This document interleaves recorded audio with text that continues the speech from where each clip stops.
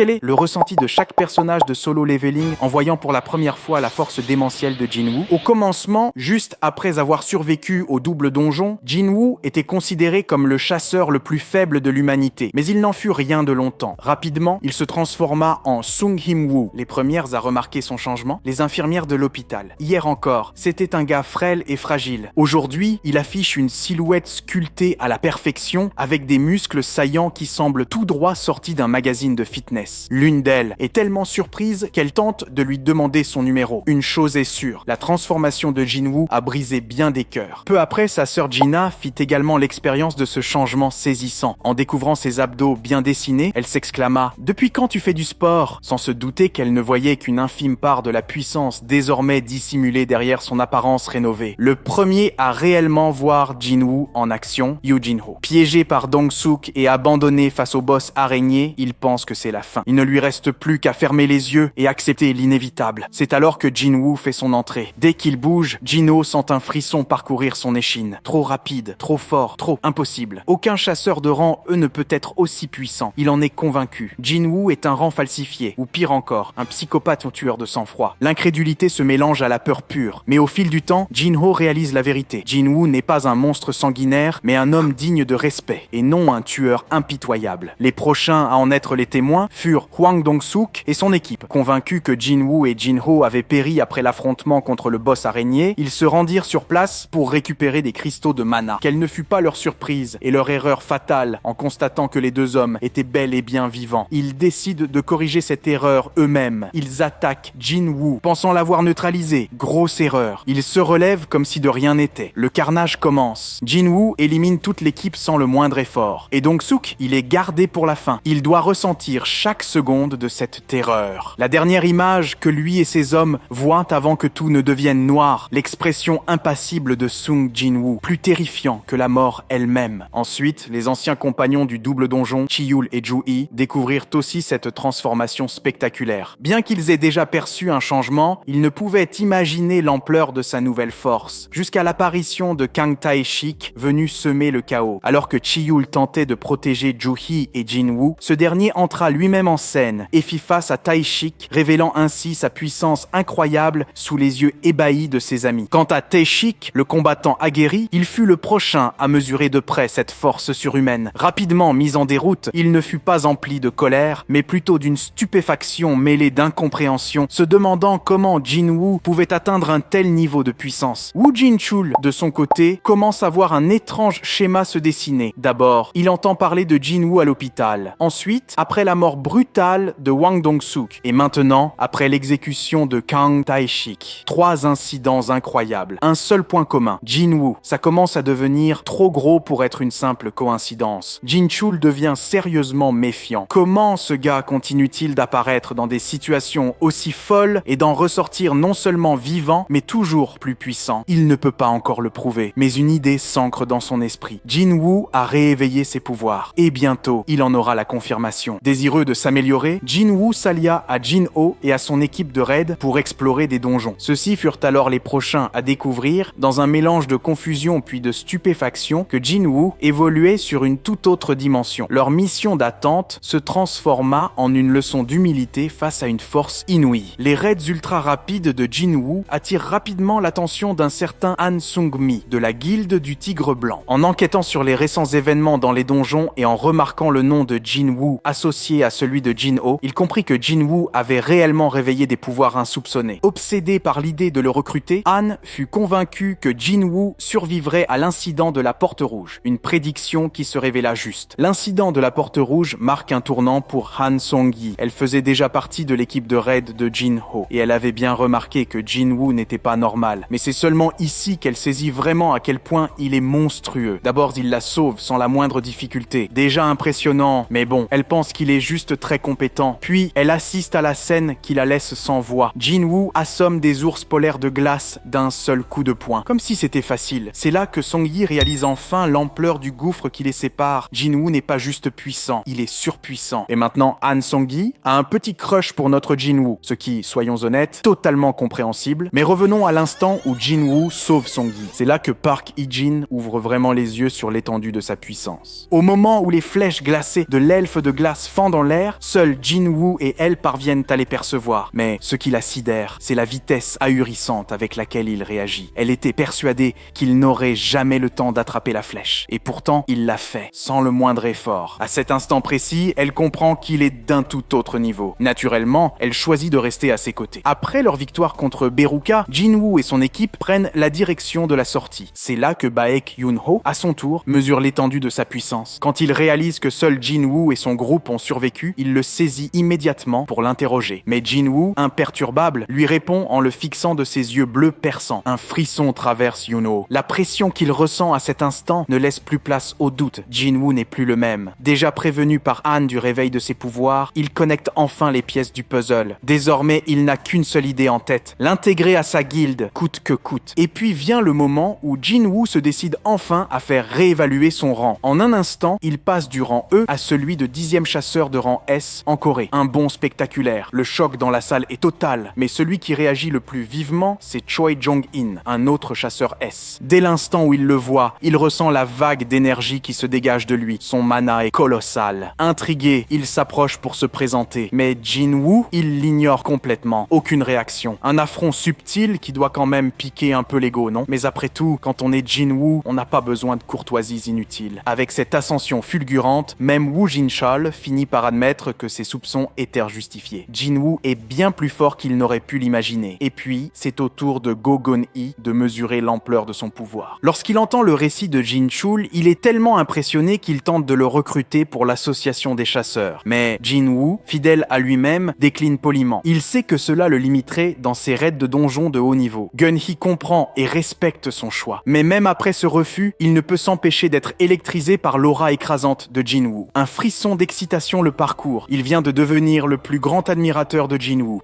Mais une autre personne ne tarde pas à saisir la véritable ampleur de sa puissance, Cha Hae-in. Alors qu'elle participe à un raid de rang A avec la guilde des chasseurs, elle perçoit soudain une présence écrasante. Son premier réflexe, penser qu'il s'agit de Gun-hee. Mais non, quand Jin-Woo s'approche pour observer le boss du donjon, elle le croise pour la première fois. Et là, un détail la frappe. Il sent incroyablement bon. Grâce à son odorat hypersensible au mana, elle réalise instantanément que Jin-Woo est différent de tous les chasseurs qu'elle a rencontrés.